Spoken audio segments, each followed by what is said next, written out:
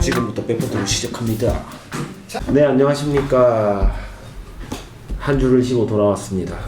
주간 에피 2019년 8월 20일자 시작하려고 합니다. 저번 주에는 이제 각자 좀 휴가를 떠나신 분도 계셨고요. 저 같은 경우는 이사를 해야 했기 때문에 새 집에 들어갔습니다. 드디어 새 아파트. 와, 요즘 시대에 내 집 마련이라니.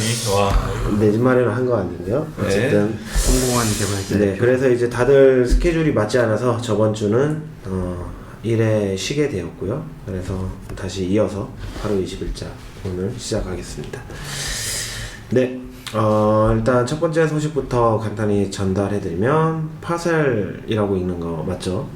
파셀이 이제 2.0이 릴리스 됐다고 해요. 알파 버전이고요. 이제 뭐 플러그인 그 확장 구조 같은 것들 좀 추가한 것 같습니다. 그리고 그 플러그인에 대한 설정을 이제 파셀 RC에다가 다음과 같이 좀 할 수 있게끔 업데이트를 했다고 합니다. 그 다음에 리액트 데브툴 버전 4가 릴리스 됐고요. 그래서 관련 기능들이 새로워진 관련 기능들이 소개되고 있습니다. 그래서 이 Introducing the New React DevTool 리액트 블로그 글을 읽으시면 좀 더 자세히 알 수 있고요. 뭐 관련 성능 개선도 했고요. 뭐 훅스 지원 관련 기능들도 뭐 추가 개선이 됐다고 합니다. 네, 그 다음에 npm 로드맵이 공개가 됐고요. 뭐 버전 6에서는 좀 자잘한 버그들을 중점으로 수정해가지고 완성도를 끌어올리고, 버전 7에서는 설치 관련 로직을 좀 크게 변경하려고 한다고 하네요. 그리고 뭐 양과 같은 워크스페이스를 지원하고 그런다고 합니다. 뭐 피어 디펜던시 같은 얀 워크스페이스 지원이 어떤 거예요?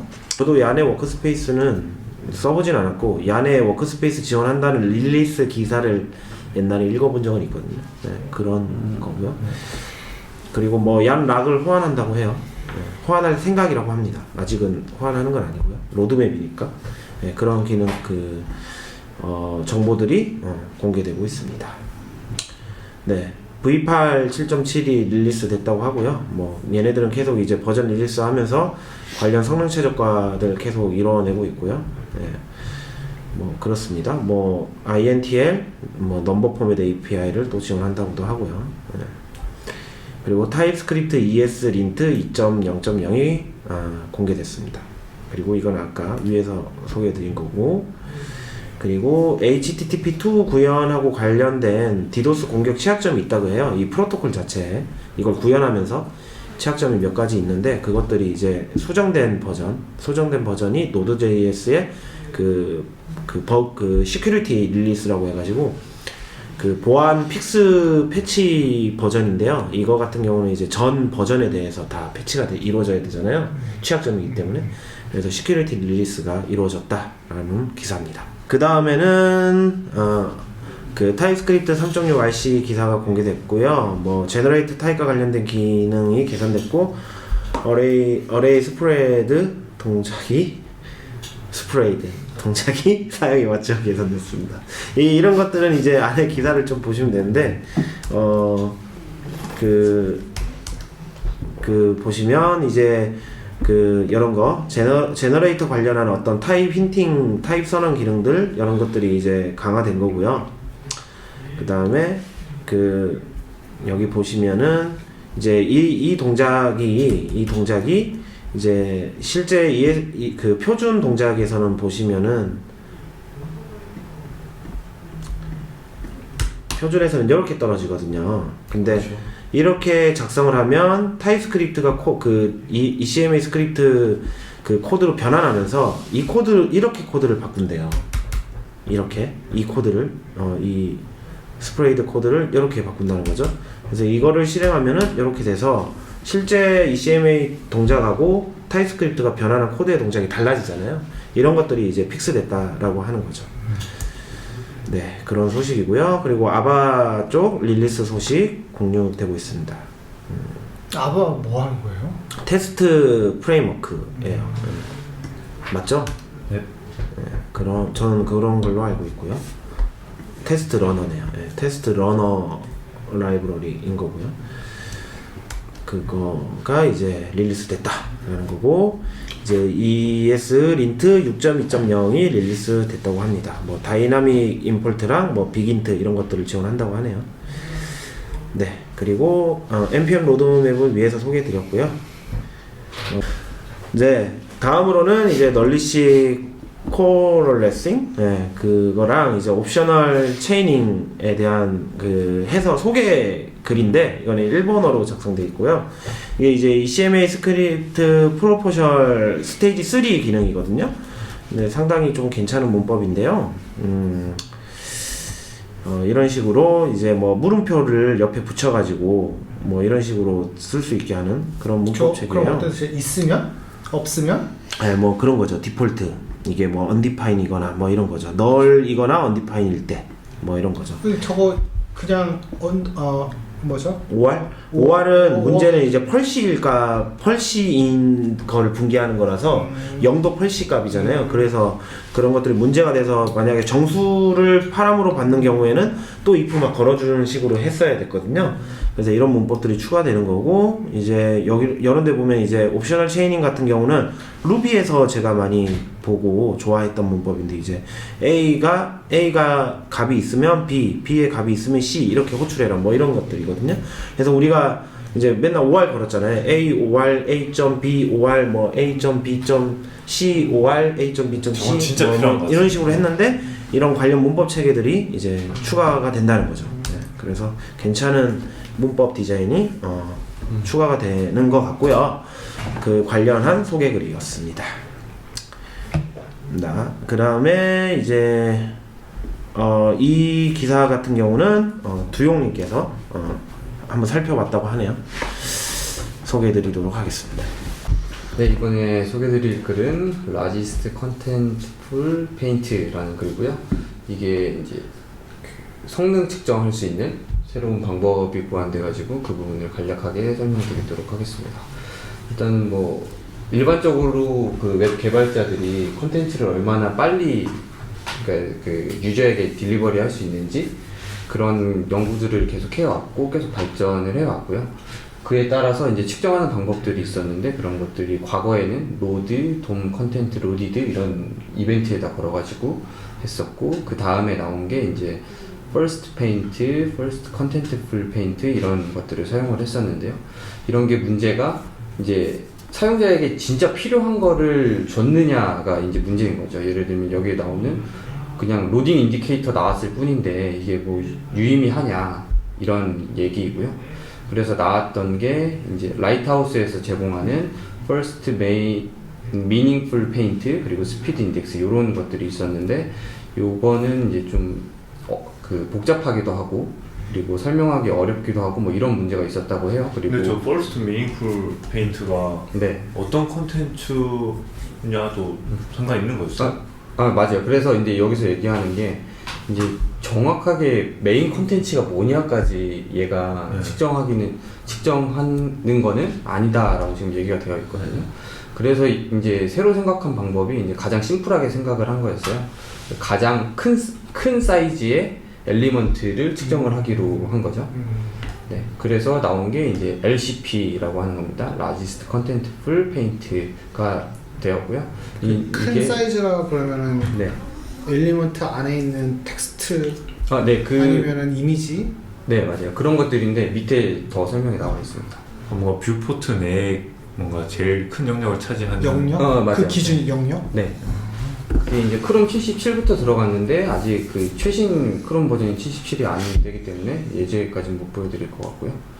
여기에 보면은 어떤 엘리먼트들이 고려되는지가 나와 있고요. 그래서 이미지, 그러니까 img 엘리먼트, 그리고 svg 안에 이미지, 그리고 비디오, 그리고 그 엘리먼트의 백그라운드로 URL을 쓰는 경우, 그리고 블록 레벨 엘리먼트가 이제 텍스트 노드나 뭐 인라인 레벨 텍스트 엘리먼트를 이제 자식으로 갖고 있는 경우가 포함된다고 합니다. 그리고 이제 뭐 SVG나 비디오 같은 경우는 아직은 안 되는 걸로 알고 있고요. 네. 그래서 여기서 이제 엘리먼트 사이즈를 어떻게 결정하는지가 나와 있고요. 그래서 아까 말씀해 주신 것처럼 뷰포트에서 보이는 부분들을 여기서 측정을 하고요. 그리고 뭐 뷰포트 밖에 뭐 오버플로우 된다든지, 그리고 밖에다 그려진다든지, 아니면 논비저블이라든지 뭐 그런 것들은 측정되지 않습니다. 그리고 이미지 엘리먼트 같은 경우에는 이미지 원본의 사이즈가 있잖아요. 그리고 엘리먼트에다 받게 되면은 이게 늘어날 수도 있고 뭐 이게 여러 개 반복될 수도 있고 여러 가지 방법이 있는데, 거기서는 늘어난 사이즈는 아니고 원본 사이즈를 참조한다고 하고요. 그리고 텍스트 노드는 이제 텍스트가 노드 사이즈만큼, 예를 들면 p 태그나 뭐 이런 태그들이 있을 때 태그 사이즈까지는 측정을 하지 않고요. 모든 마진이나 패딩 이런 것들은 제외가 됩니다. 그리고 언제 이제 컨텐츠풀 페인트가 리포트 되냐가 나와 있고요. 이제 이거는 이제 그 얘기가 나오는 거예요. 이제 엘리먼트가 순차적으로 로드 될 수 있잖아요. 레이지 로드 될 수도 있고, 그렇기 때문에 그 첫 번째 이벤트가 발생이 되고 바뀔 때마다 계속해서 발생이 되는 거예요. 리포트가 계속 되고 그걸로 측정을 해야 되고요. 이게 이제 멈추는 시점은 이제 페이지에서 유저가 실제로 인터랙션을 하기 시작했을 때 이제 그때 멈추게 됩니다. 그래서 이거는 이제 거기서 참조하는 값이 로드나 렌더 타임인데, 여기서 렌더 타임 스탬프는 크로스 오리진에서 뭐 그 보안 문제가 있나봐요. 그래서 그때는 포함되지 않아서 렌더가 없으면 로드를 참고해야 된다고 되어 있고요. 근데 렌더가 더 정확하다고 합니다. 근데 이거는 아까랑 거의 비슷한 얘기인데요. 이제 뷰포트 안에 있는 애들만 고려가 되고, 오프 스크린에 있다든지 이런 것들은 그냥 초기 사이즈만 측정이 되고, 오프 스크린에 있는 게 온 스크린으로 올라올 수 있잖아요. 이제 그런 것들까지 측정은 되지 않는다고 나와 있고요. 근데 대신에 이제 리무브 됐을 때는 다시 한번 또 측정을 한다고 나와 있습니다. 그래서 여기 이그젠플을 보면 처음에는 얘가 올라왔고, 그 다음에 더 큰 애가 올라왔기 때문에 얘가 보여지고요. 그 다음에 여기서 이제 가장 큰 뭐 엘리먼트가 올라왔기 때문에 얘가 측정이 되는 모습입니다. 여기도 마찬가지이고요. 여기서 처음에는 얘였다가 이제 쭉쭉쭉쭉 가서 이 엘리먼트가 보여지게 되는 거죠. 그리고 이거는 이제 그러니까 그 가장 큰 엘리먼트가 그 초반에 로드가 되면은 변경되지 않는 모습을 보여주는 거고요. 여기서도 마찬가지로 한번 변경이 되고 그 이후로는 다른 엘리먼트들이 와도 변경이 되지 않는 거죠. 이게 아까 그런 얘인데요. 이게 뒤쪽에 있다가 지금 한 번에 로드된 거잖아요. 근데 이제 이미지 하나하나가 이제 사이즈가 측정이 되는 거고, 이 이미지 묶음 자체가 측정되진 않는 모습입니다. 그래서 이거는 어떻게 측정을 하는지에 대한 코드이고요. 아까 나왔던 그 렌더 타임과 로드 타임에 대해서는 이런 식으로 지금 표현이 되고 있고요. 퍼포먼스 옵저버를 통해서 진행이 되고 있습니다.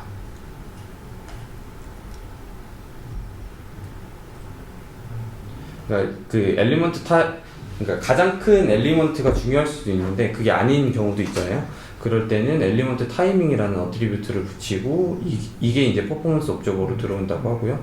그 모습은 여기 아래와 같이 나와 있습니다.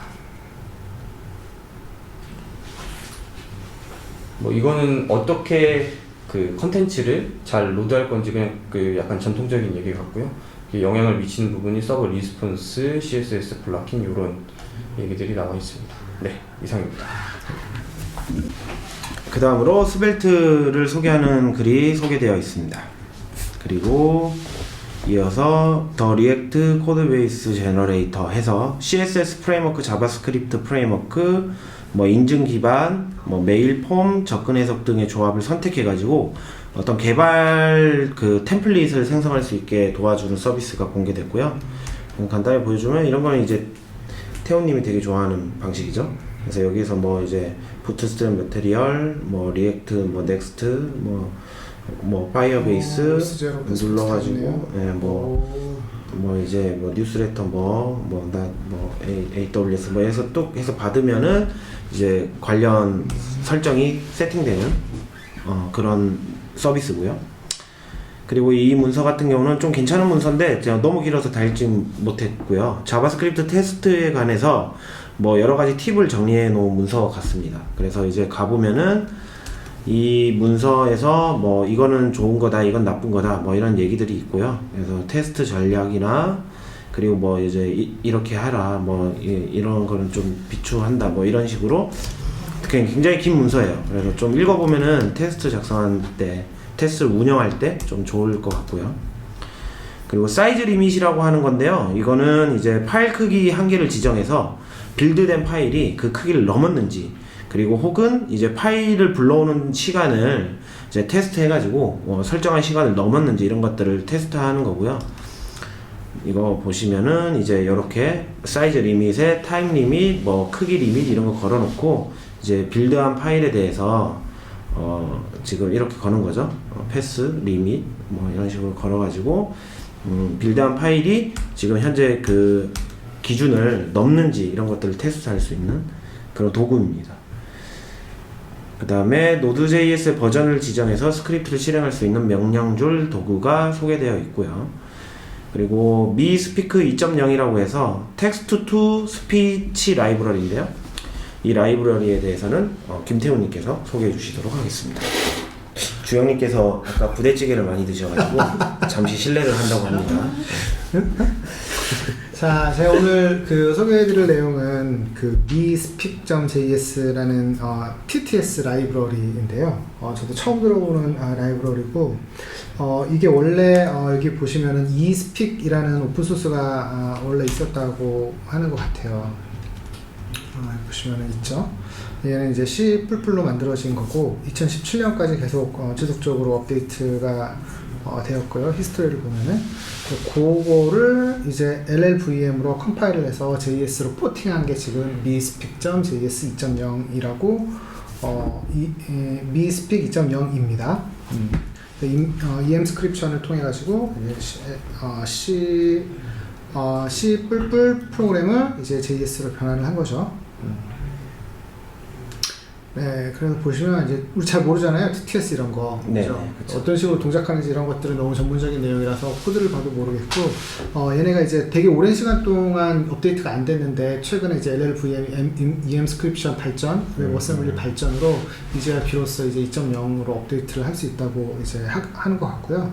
그래서 이제 최근에 업데이트된 거는 이제 동시성 강화를 위해서 웹워커를 사용을 하고 있다. 그래서 이제 코어, 그러니까 아까 이제 C++로 만들어진 eSpeak 라이브러리를 코어 부분을 이제 변환을 해가지고 eSpeak core.js에 놓고 이제 그거를 핸들링할 수 있는 이제 프론트엔드 쪽 코드가 eScript.js에 들어가 있는 거죠.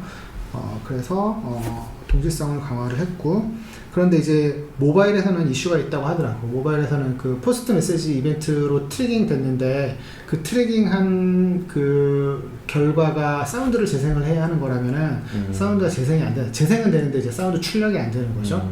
출력이 안 된다고 하더라고요. 그래서 이제 얘네들이 처음에 런칭을 했다가 그 빠르게 이제 모바일에서는 그 웹워커 사용하는 부분을 이제 그 기능을 지워버리고 끄고 모바일 쪽으로 다시 배포를 한 것 같아요. 그리고 파일 사이즈가 작아졌다. 그리고 이게 쉽게 이제 환경을 구성해가지고 이렇게 eSpeak 그 라이브러리를 로딩할 때 환경 설정하는 것들이 되게 많았었을 것 같은데 심플하게 해서 호출을 할 수 있고요. 그 다음에 뭐 패스 같은 거 지정할 때도 뭐 어떤 사람은 자기 위치를 기반으로 하고 어떤 사람은 또 페이지 그 패스를 기반으로 뭐 하는데 이런 것들 이제 변경이 될 때마다 뭐 워닝을 알려주는 그런 것들이 있는 것 같고, 그 다음에 스트림으로 오디오를 받을 때 이런 식으로 콜백으로 받아가지고 비동기로 처리할 수 있게 이렇게 해준 것 같고, 그리고 이런 것들이 되게 그 TTS 같은 경우는 중요하겠죠. 여러 가지 이제 필터하고, 그리고 특이한 게 이제 스테레오 패닝이라는 게 있는데 이거 나중에 제가 같이 설명을 드릴게요. 그래서 얘가 지금 제일 여기에서 그 특이할 만한 게 합성 방법인데요. 이 bespeak.js가 음성을 합성하는 방법, 그러니까 음성을 합성하는 방법이 되게 여러 종류가 있다고 있는데, 우리가 그냥 보통 생각할 때 사람의 음성을 뭐 자음 단위로 이렇게 녹음을 했다가 해당 텍스트하고 이제 매핑되는 것들을 이렇게 그냥 단순하게 플레이해주는 그런 방식들이 있겠죠. 근데 그런 방식은 굉장히 그 방대한 양의 그 음성 데이터베이스를 갖고 있어야겠죠. 그리고 자소 단위로만 하면은 자소와 자소를 연결해가지고 플레이를 하면 되게 그 자연스럽지 않을 수 있잖아요. 억양이나 이어지는 게. 그래서 이제 문장 단위, 문단 단위 이런 식으로도 이제 녹음을 해놓고 사용하는 경우도 많이 있는데 이 같은 경우는 이제 포먼트 합성이라는 방법을 사용한다고 하더라고요. 포먼트 합성은 뭐냐면은 그 음소마다 뭐 우리가 뭐 A, 뭐 B 하면 그 이제 알파벳의 고유의 주파수가 있잖아요. 이 주파수를 그냥 직접 얘네들이 만들어내는 거예요. 직접 만들어내는 거기 때문에 녹음한 음성 그 데이터베이스가 필요 없겠죠. 그래서 주파수를 직접적으로 그 인공 음성의 파형을 직접 만들어내기 때문에 이 주파수를 만들어낼 때 여러 가지 필터를 같이 합성해서 만들어낼 수도 있고 주파수로 그 다음에 이제 소리의 방향이나 이런 것까지 다 만들어낼 수 있는 거예요. 그래서 여기 보시면은 여기 그 텍스트가 있는데 지금 요 소문자로 쓰여진 거는 이제 여자가 읽는 거고 대문자로 쓰여진 건 남자가 읽는 건데 이 여자가 읽을 때는 왼쪽에서 읽는 듯한 느낌으로 그 다음 남자가 읽을 때는 오른쪽으로 이제 하는 듯한 이제 느낌으로 하는 거거든요. 한번 이거 돼 있나요? 플러스 이거 어떻게 하지? 네, 제 생각하시면 될 것 같아요. Men are all alike. In what way? They're always bugging us about something or other. Can you think of a specific example? Well, my boyfriend made me come here. Your boyfriend made you come 여기 here. TV로 연결해서 잘 이제 느낌이 안 나는데 이어폰이나 헤드폰으로 끼고 들으면 확실히 이제 완전히 그 패닝이 된 느낌으로 얘가 나오죠. 그리고 이제 뭐 어널리서 노드라는 그 웹 오디오 API를 이용을 해서 이제 실질적으로 그 음성의 파형이 어떤지를 비주얼라이제이션으로 이렇게 This is a test. 볼 수 있고요. This is a test. This is a test. 이렇게 볼 수 있다. 이게 다 이제 그 포먼트 합성을 통해서 주파수를 직접 생성을 하기 때문에 만약에 저런 걸 표현하려면 음성 베이스라면 음성을 읽고 그걸 다시 분석한 다음에 표현을 해줘야 되잖아요. 근데 이제 이 같은 경우에는 그냥 주파수를 만들어내면서 바로 이제 분석까지 가능하겠죠. 자, 그래서 여기 이제 백스토리 왜 이렇게 자기네들이 늦었나 이런 것들이 이제 쭉 설명되어 있고요. 정확한 의미는 모르겠는데 어쨌든 제가 그냥 딱 봤을 때는 이제 LLVM이 발전을 하고 이제 그거에 따라 가지고 기다리다가 여러 가지 시도를 했었는데 잘 안 됐다가 이제 최근에야 됐다고 하는 것 같고, 그리고 자기가 생각했을 때 뭐 유닉스나 리눅스 같은 데서는 충분히 돌아갈 수 있는 정도의 그 원래 eSpeak이라는 그 원래 C++로 만들어진 라이브러리가, 근데 이제 이런 것들은 웹 워커를 써야 되고 웹 오디오를 써야 되고 그러니까 최신의 그 브라우저에서 고사양의 브라우저에서만 동작을 하는 거잖아요. 원래 그 갖고 있는 라이브러리 자체는 되게 저사양에서도 돌아가는 건데, 그래서 이제 이런 것들이 좀 아쉬워서 그 하위 버전에서도 잘 돌아갈 수 있으면 좋겠다라는 이제 이 친구의 바람이 좀 적혀 있는 것 같아요. 네, 재밌었습니다. 몰랐던 것, 포먼트 합성 같은 것도 몰랐던 거고, 그리고 하나 이제 여기 Men are all alike. In what way? 여기에서 그 여성 음성으로 나오는 이 친구가 이제 엘리자? 예. 라고 하더라고요. 이 엘리자가 1966년 정도에 최초로 이제 컴퓨터와 대화를 하기 위해 가지고 이제 만든 그 컴퓨터의 그 이름, 컴퓨터 음성 이름이라고 해요, 엘리자가. 그런 것도 하나 알게 되었고요. 네, 여기까지입니다. 자, 여기까지 제이서 인포 8월 20일자 소개해 드렸고요. 이제 마지막으로 주영님께서 또 별도의 아티클을 소개해 주고 싶다고 하셔가지고 그 아티클에 대해서 이야기를 나눠볼까 합니다. 네, 저는 그냥 뭐 TTFB에 대해서 그냥 쓴 글을 한번 읽어봤고요. 제가 이제 뭐 네트워크 속도 같은 거 볼 때 저희가 크롬 데브 툴에서 TTFB를 많이 보잖아요. 근데 저는 거기 그 컨텐츠 다운로드 말고 TTFB에서 시간을 되게 소모하는 경우가 되게 많은데, 그게 어떤 부분 때문에 그렇게 되는 건지에 대해서 의문이 많았었는데, 그걸 알 수 있는 방법은 사실 없잖아요, 클라이언트 사이트에서. 그래서 이제 그 부분에 대해서 좀 적어 놓은 거를 읽어봤습니다. 일단 뭐 TTFB는 뭐 아시는 바와 같이 그 리퀘스트를 보내고 서버에서 처음으로 응답이 왔을 때 그 시간을 이제 측정하는 거고요. 보통 이제 그 외에 TTFB 말고는 이제 뭐 큐잉이나 뭐 스토어드가 있고 DNS 룩업하고 뭐 그리고 이제 리퀘스트 보내고 나서 그리고 기다리는 시간 TTFP, 그리고 이제 컨텐츠가 이제 다운로드 되는 시간, 도달한 뒤에 이제 계속 다운로드하는 시간 등이 있고요. 그리고 이제 그 TTFB는 이제 굉장히 어떻게 보면 서버에서 어떤 일이 이루어지냐기 때문에 알 수가 없어요. 그리고 서버마다 다 다르겠고, 근데 뭐 간략하게 이 사람이 생각하는 내가 생각해야 될 부분은 이제 뭐 당연히 레이턴시, 지역에 의한 레이턴시나 이제 라우팅, 그리고 이제 파일 시스템에서 이제 그 리드하는데 비용, 그리고 이제 HTTP2에서 이제 프라이어티제이션이라는 게 있는데 이건 또 이제 크롬에서만 이걸 지원하는데 지금은 뭐 그런 게 있더라고요. 그 크롬에서는 이 순서대로 읽게 되더라고요. 뭐 HTTP2에 해당하는 건데 이제 뭐 HTML 가져오고 CSS랑 블로킹 스크립트 다 불러오고 제일 처음에 이제 폰트가 제일 불러오고 그리고 뷰포트에 있는 이미지 순서대로 이제 프라이어티를 매겨서 가져온다고 해요.